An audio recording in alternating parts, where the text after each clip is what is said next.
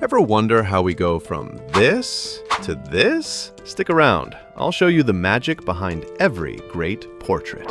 First things first, split your page in half, right down the middle. Now, in the upper half, draw a clean circle. That's our base, the starting point for the whole head. Next, let's find the midpoint between the eyebrows. That's our main center point.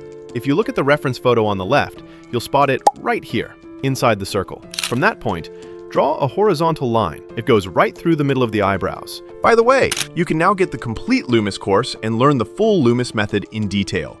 No skips, no missing steps. It covers drawing every head from every angle with full step-by-step lessons. All the courses are now on a big discount, so check the details by clicking the course image on screen or use the link in the description. Grab it now and make the most of the offer. Now, from that same center point we just marked, draw a straight vertical line right down the middle.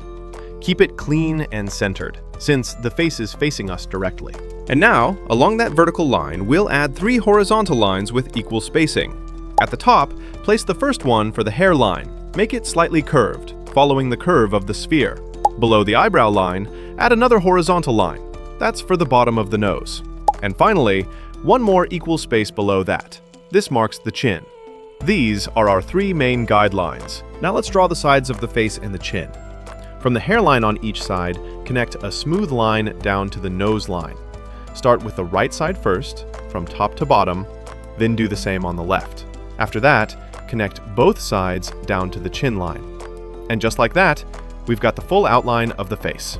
For the ears, they sit right here, inside this outer section of the cut. Now, add 2 simple lines for the neck. They define the final shape of the head. Next, grab your eraser and clean up the extra outer lines of the circle. Then, let's mark the main features. 2 big oval shapes for the eye sockets, a small circle for the tip of the nose, and the mouth halfway between the nose and the chin. And that's it. You're now ready to start adding the facial details. Let's start with the nose. Right next to the small circle we drew earlier for the nose tip, add 2 smaller circles, one on the right and one on the left. These represent the sides of the nose.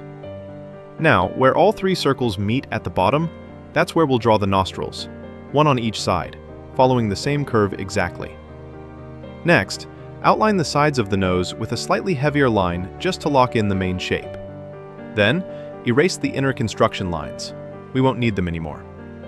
Add a small circular highlight for the light spot. And finally, start shading. A bit under the nose, some in the middle, and a soft tone in the area that connects the nose to the eyebrows. And that's it. The nose is done. Simple and clean. Now, a quick note. I'm really sorry about this part. While filming, the camera had a little glitch during the mouth section, so we'll have to skip that for this lesson. Instead, let's move straight down to the neck area for some shading. This part is super simple. It's all about placing the light and shadow correctly. Use soft lines to mark where the shadows go, then add some gentle hatching depending on the value of each area. Under the chin, on the left side, you'll notice a darker tone. That's where the shadow naturally falls. As you move downward, the shading gets softer and lighter, just like you can see here on the screen. Now let's move up to draw the eyebrows. We'll start with the right one. It's the one fully visible. Place it right along the horizontal line we drew earlier for the eyebrows. Make sure to follow the same angle as in the reference photo. That tilt gives the brow its natural look. Use the side of your pencil to draw thin, light hair strokes, not too thick, just soft and clean.